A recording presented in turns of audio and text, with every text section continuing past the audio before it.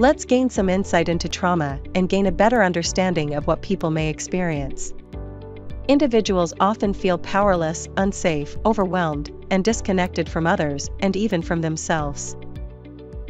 Trauma responses are automatic reactions our bodies use to protect us as our instinct is survival, and they include fight, flight, freeze, and fawn.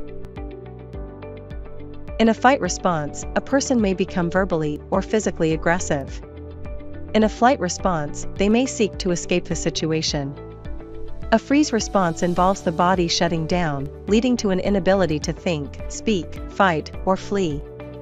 Lastly, a fawn response involves doing whatever it takes to avoid and diffuse anger, with the goal of keeping others happy. Let's explore why these responses occur. Trauma affects our autonomic nervous system, which consists of two main components: the sympathetic and parasympathetic nervous system. The sympathetic nervous system is activated by a rise in cortisol, resulting in either a fight or flight response. The parasympathetic nervous system, responsible for our rest and digest state, is activated by the vagus nerve.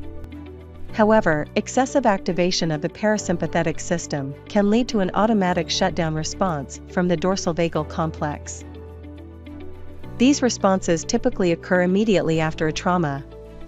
Once our bodies have experienced these trauma responses, they are more prone to quickly revert to these states, especially when encountering triggers that remind them of the initial experience. Even if someone isn't cognitively aware of it, their bodies may react. A sight, sound, smell, taste, or touch that recalls the trauma can instantly cause the body to return to a state of fight, flight, fawn, or freeze. Our goal is to help the person return to a safe, healthy parasympathetic state, also known as the rest and digest state. This is why you often hear people talking about healing their nervous system. The aim is to train the body to return to this calm state more quickly and easily. If you notice someone experiencing a trauma response, it's important to help them return to their bodies and feel grounded, often by engaging their five senses. Specific examples include guiding them to take slow, deep breaths, gently engage with EFT tapping on their body, or identifying objects in the room. Co-regulation is a huge help for this. Demonstrate the behavior you want them to do. Instead of just telling them to take deep breaths while continuing to ask questions, pause and create space. When you model a behavior, they are likely to mimic you. Try saying, "Can you take some big deep breaths with me?" Then, take slow, audible deep breaths yourself. You'll soon notice them copying you and experiencing a positive shift.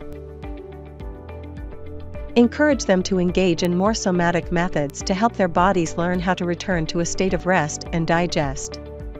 Safety, stability, and supportive relationships play a vital role in their overall healing journey, and specific methods like EMDR can help process the areas of the brain impacted by trauma. When offering support to individuals who have experienced trauma, remember to provide resources, such as a 24-hour helpline or local support services. Additionally, prioritize your own health and well-being. Exposure to trauma and other stories can have a significant impact on your mental and emotional health, potentially leading to burnout, compassion fatigue, or secondary trauma. Please don't hesitate to seek support and process your own experiences. Remember, as Peter Levine said, trauma is not an illness, but rather a deeply distressing experience that overwhelms a person's ability to cope.